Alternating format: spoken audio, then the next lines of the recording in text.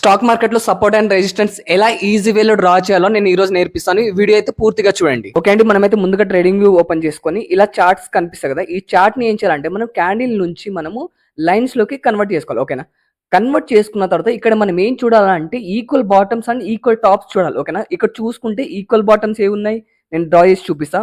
ఇక్కడ చూసుకుంటే ఇదొక ఈక్వల్ బాటమ్ కదా, ఇదొక బాటమ్. ఓకే, ఇదొక బాటమ్ అండ్ ఇక్కడ చూసుకుంటే ఇదొక బాటమ్ అండ్ ఇక్కడ చూసుకుంటే ఇదొక బాటమ్, ఇంకొకటేమో ఇక్కడ ఈ బాటమ్ కదా, ఈ బాటమ్ని కలుపుతూ మనం ఒక జోన్ డ్రా చేసుకున్నాం. ఓకేనా, ఇక్కడ చూసుకుంటే ఈ వీటి అన్నిటి కలుపుకుంటే మనకు ఒక జోన్ వచ్చింది. ఓకేనా, అలాగే మనము ఈక్వల్ టాప్స్ని మనం డ్రా చేసుకుందాం. ఓకేనా, ఇక్కడ చూసుకుంటే ఇదొకటి టాప్. ఓకే, ఆ తర్వాత ఇంకొక టాప్ ఎక్కడ ఉంది, ఇక్కడ ఉంది కదా, ఒక టాప్ ఇక్కడ ఉంది, ఇంకో టాప్ ఏడ ఉంది, ఇక్కడ చూసుకుంటే ఇక్కడ ఉంది కదా.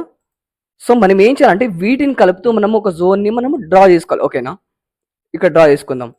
సో వీటి అన్నిటి కలుపుతూ ఒక జోన్ డ్రా చేసుకుందాం. సో ఇదేమైంది, ఇక్కడ రెసిస్టెన్స్ అయింది. అవునా, ఇక్కడ కింద మనం బాటమ్స్ని డ్రా చేసిన దాన్ని సపోర్ట్ అంటాము, పైన పైన టాప్ని డ్రా చేసిన దాన్ని మనం రెసిస్టెన్స్ అంటాము. సో అర్థమైంది అనుకుంటా.